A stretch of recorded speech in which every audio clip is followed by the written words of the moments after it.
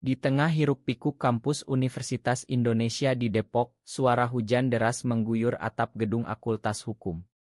Aku, Nadia, berlari menembus genangan air, tas punggung basah kuyup, ketika tiba-tiba seorang gadis menabrakku dari belakang.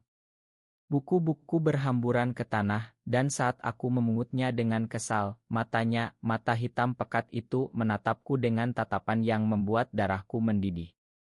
"Ma," katanya singkat, tapi nada suaranya penuh ejekan. Itu adalah pertemuan pertama kami, dan sejak saat itu, Sinta menjadi mimpi burukku. Sinta adalah mahasiswa baru di jurusan yang sama, tapi dia seperti badai yang datang tanpa peringatan. Dia pintar, ya, tapi sikapnya arogan, selalu memotong pembicaraan di kelas, dan entah bagaimana, dia selalu berhasil membuatku merasa kecil. Aku ingat hari itu di kelas etika hukum, profesor sedang membahas kasus diskriminasi gender, dan Sinta angkat tangan.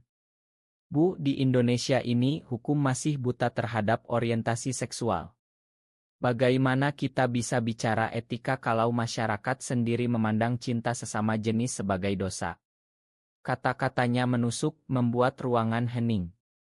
Aku, yang dibesarkan di keluarga konservatif di Jakarta, merasa tersinggung. Aku balas, "Itu bukan urusan hukum, tapi moral. Jangan campur aduk." Debat itu berlanjut, dan sejak itu kami jadi musuh bebuyutan. Malam itu setelah kelas, aku duduk di perpustakaan, mencoba fokus pada tugas. Tapi pikiranku melayang ke Sinta. Kenapa dia harus begitu provokatif? Keluargaku, ayah yang pengacara terkenal dan ibu yang aktif di majelis taklim, selalu mengajarkan bahwa pernikahan adalah antara pria dan wanita, titik.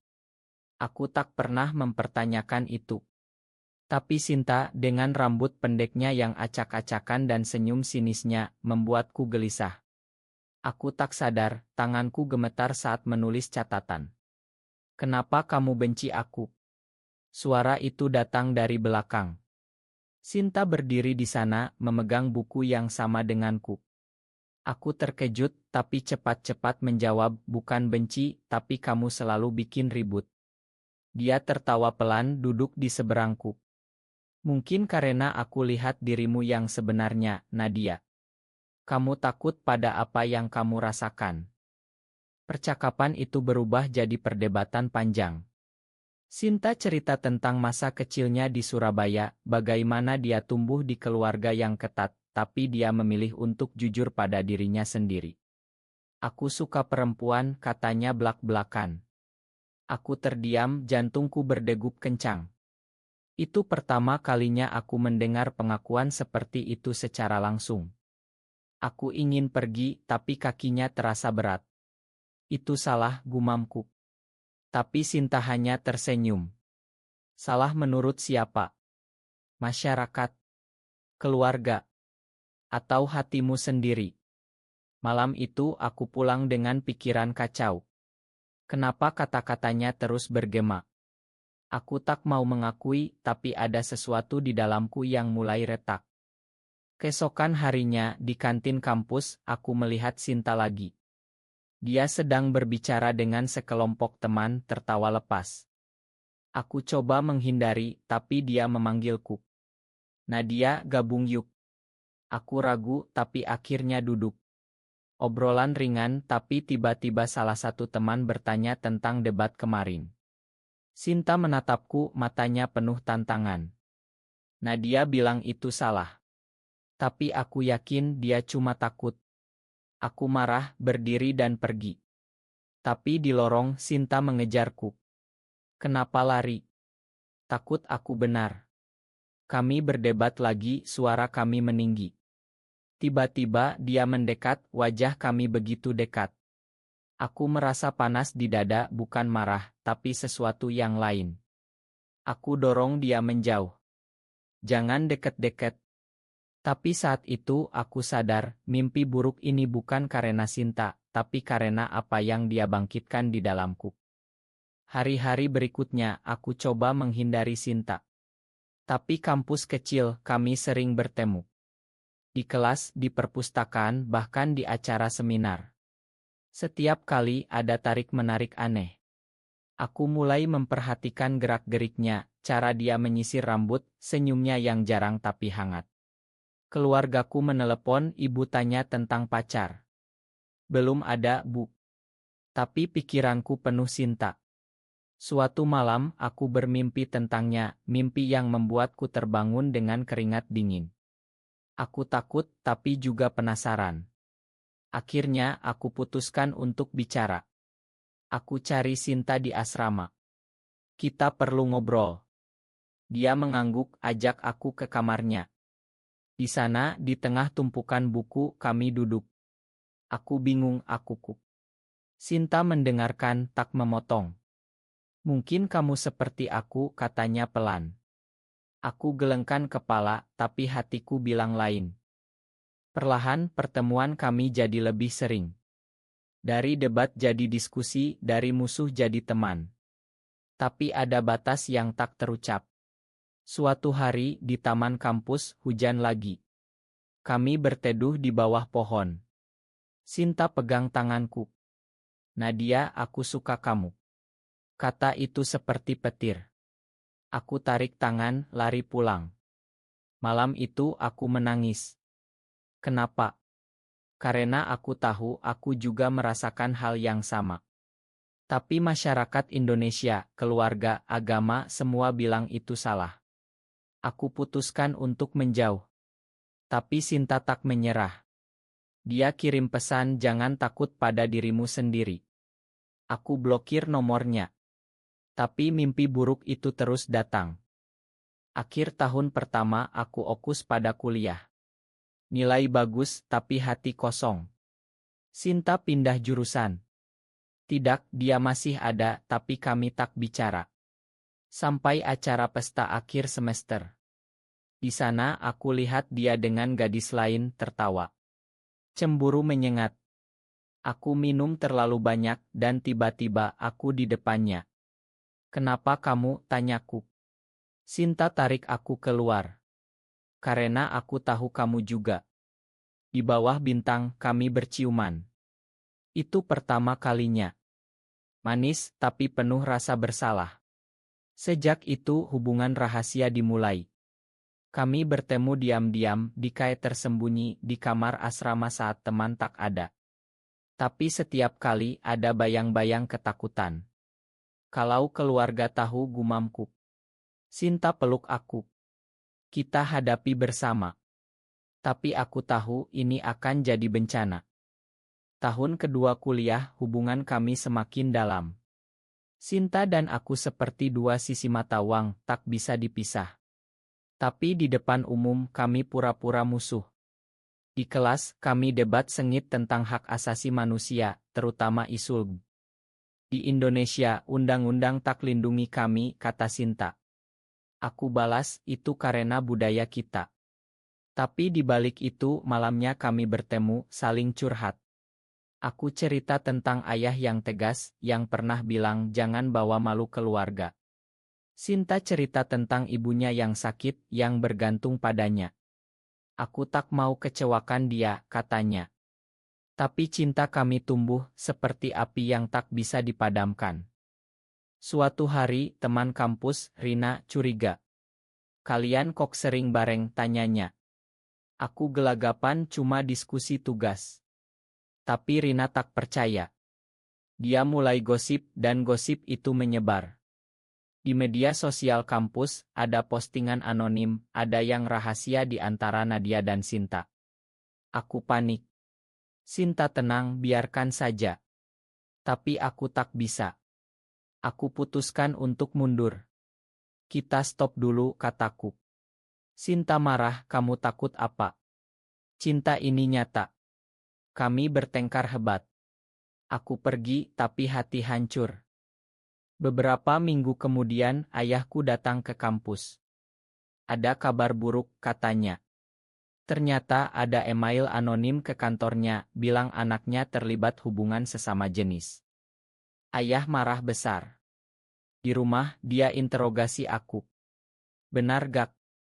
Aku bohong, tidak, Pak. Itu itnah. Tapi matanya penuh keraguan. Sejak itu pengawasan ketat. Telepon dicek, teman dibatasi. Aku merasa terkurung. Sinta coba hubungi, tapi aku abaikan. Aku pilih aman, pilih keluarga. Tapi rasa rindu menyiksa. Di malam-malam sepi, aku ingat sentuhannya, tawanya. Akhirnya aku hubungi dia diam-diam, "Ma," kataku. "Sinta makan, tapi ada luka. Kamu pilih mereka daripada aku. Kami bertemu lagi, lebih hati-hati. Di Bandung kami liburan rahasia. Di sana, di pegunungan, kami bebas. Aku cinta kamu," kata Sinta. Aku balas, "Aku juga." Tapi pulang ke Jakarta, realita menampar. Ibu sakit, ayah sibuk, dan masyarakat yang judmental. Tahun ketiga, konflik memuncak. Sinta ikut demo hak di Monas. Aku tak setuju, bahaya. Tapi dia pergi. Di berita aku lihat dia ditangkap polisi. Aku panik, hubungi teman. Ternyata dia dilepas, tapi babak belur. Aku datang ke rumahnya di Surabaya. "Kenapa kamu?" tanyaku. Sinta tersenyum lemah, "Karena aku ingin dunia berubah untuk kita." Saat itu aku sadar, aku tak bisa terus bersembunyi. Tapi pilihan sulit. Keluarga atau Sinta. Kembali ke Jakarta, ayah konfrontasi lagi. Aku tahu semuanya. Ternyata Rina yang bocorkan. Aku nangis, "Pak, tolong pahami." Tapi ayah tegas, "Pilih kuliah atau itu." Aku pilih kuliah, pilih bohong lagi. Aku putus dengan Sinta. "Ini untuk kebaikan kita," kataku. "Sinta hancur, kamu pengecut." Dia pergi, pindah ke luar negeri untuk beasiswa. Aku lulus, tapi hati mati. Bertahun-tahun kemudian, aku menikah dengan pria pilihan ayah. Hidup stabil, tapi kosong. Suami baik, tapi tak ada api. Aku jadi pengacara, sukses. Tapi mimpi tentang Sinta datang lagi. Suatu hari, di pengadilan, aku lihat kasus diskriminasi terhadap lesbian. Hati terguncang. Aku mulai ragu pada pilihan dulu. Lalu, Sinta kembali. Di acara alumni, dia muncul, lebih matang, sukses sebagai aktis. Kami bertemu mata. "Lama tak jumpa," katanya. Aku gemetar. Malam itu, kami ngobrol. "Aku sudah menikah," kataku. Sinta tersenyum pahit, "Aku tahu. Tapi rahasia kita masih ada." Apa rahasia itu? Sesuatu yang kami kubur di masa lalu. Rahasia itu dimulai di tahun terakhir kuliah. Setelah putus, aku hamil. Bukan dari suami sekarang, tapi dari kesalahan satu malam dengan teman pria untuk buktikan aku normal. Tapi aku tak mau anak itu lahir di tengah kekacauan. Sinta tahu, dia yang bantu aku aborsi ilegal. "Ini salah," katanya saat itu, tapi dia tetap di sisi aku.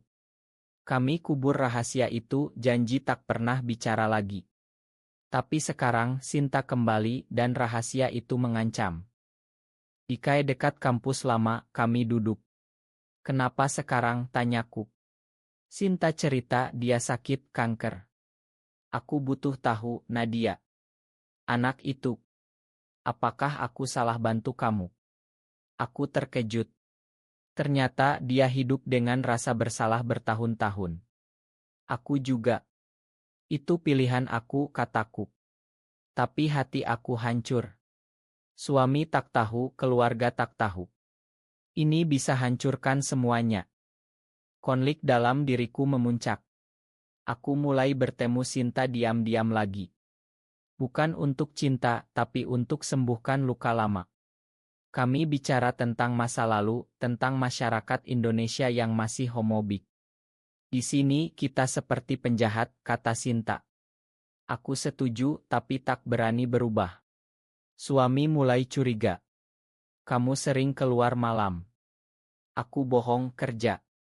Suatu hari, Sinta bilang, "Aku masih cinta kamu." Aku terdiam. Perasaan lama bangkit. Tapi aku sudah menikah. Ini pengkhianatan. Aku putuskan mundur lagi.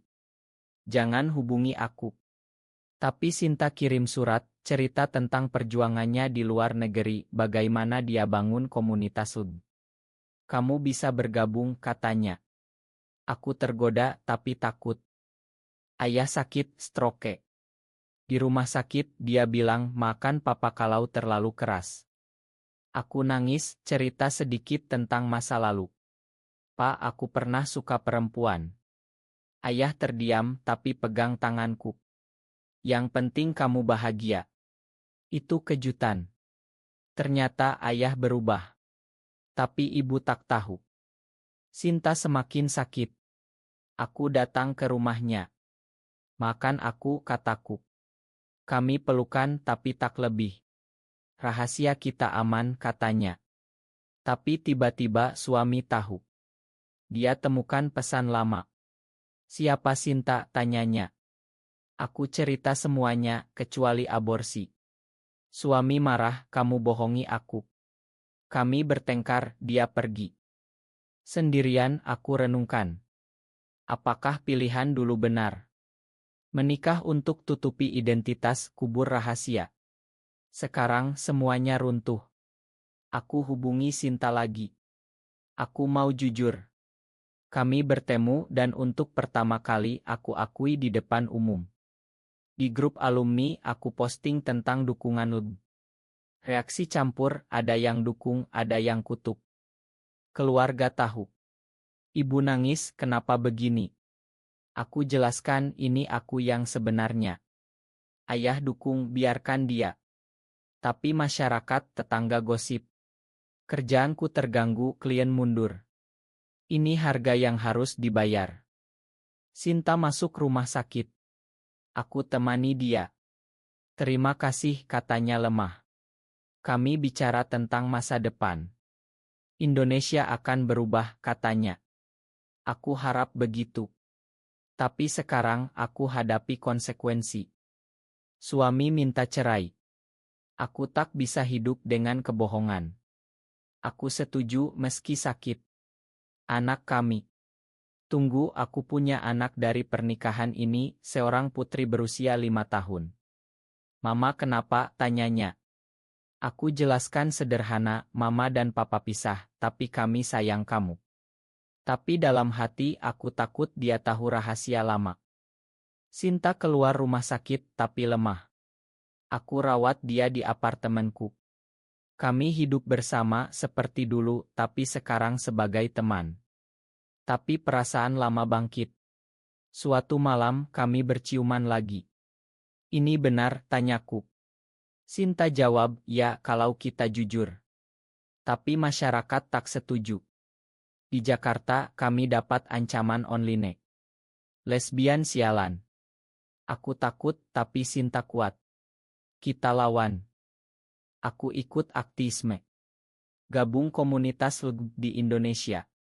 Kami demo, bicara di seminar. Ayah dukung diam-diam, kirim uang.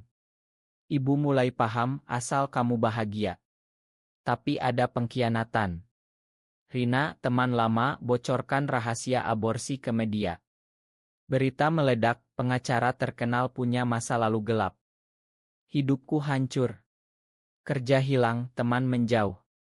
Sinta juga kena imbas, aktivismenya dihentikan. Kami bertengkar. Ini gara-gara kamu, kataku. Sinta balas, tidak, gara-gara kita tak jujur dari awal. Aku pergi, tapi kembali. Kami saling makan. Rahasia aborsi jadi perdebatan etis. Apakah itu benar? Di Indonesia, aborsi ilegal, tapi aku tak punya pilihan dulu. Sekarang aku hadapi hukum. Polisi panggil aku.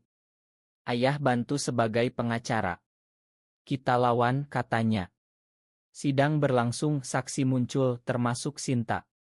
Dia bersaksi itu keputusan bersama untuk lindungi masa depan. Hakim simpati, kasus ditutup. Tapi damage sudah ada.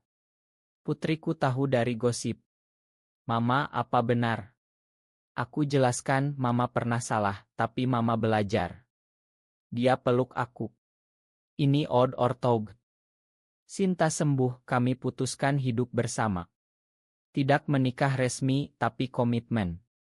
Di Bali, kami mulai hidup baru. Tapi masa lalu haunting. Suatu hari, surat dari suami lama, makan aku. Aku balas, ma juga. Hidup berlanjut, dengan luka tapi juga harapan. Tahun-tahun berlalu, kami bangun kehidupan di Bali. Sinta jadi konselor, aku buka Irma Hukum Khusus Hak Minoritas. Putriku tumbuh, paham dan dukung. Mama hebat, katanya. Tapi masyarakat masih keras. Ada serangan vandalisme di kantor. Kami tak mundur. Ini perjuangan, kata Sinta. Suatu hari, rahasia lama muncul lagi. Anak yang tak lahir itu dalam mimpi. Aku cerita ke Sinta. Kita sudah bayar harganya, katanya. Ya, harga mahal, kehilangan keluarga, teman, karir lama. Tapi dapatkan kebebasan. Di acara TED Jakarta aku bicara. Cinta tak kenal gender. Aplaus, tapi juga bow. Itu realita Indonesia. Keluarga datang. Ibu bilang, aku bangga. Ayah sudah meninggal, tapi warisannya dukung. Sinta dan aku sekarang seperti suami istri. Kami adopsi anak yatim, beri rumah. Tapi pertanyaan tetap, apakah semua pengorbanan ini layak? Akhirnya, di pantai Bali, kami duduk. Kalau bisa ulang, apa kamu ubah? Tanya Sinta. Aku jawab, tidak, karena bawa aku ke sini. Tapi pembaca, apakah mencintai sesama jenis di masyarakat seperti Indonesia adalah pilihan yang benar, atau justru kesalahan yang harus dihindari?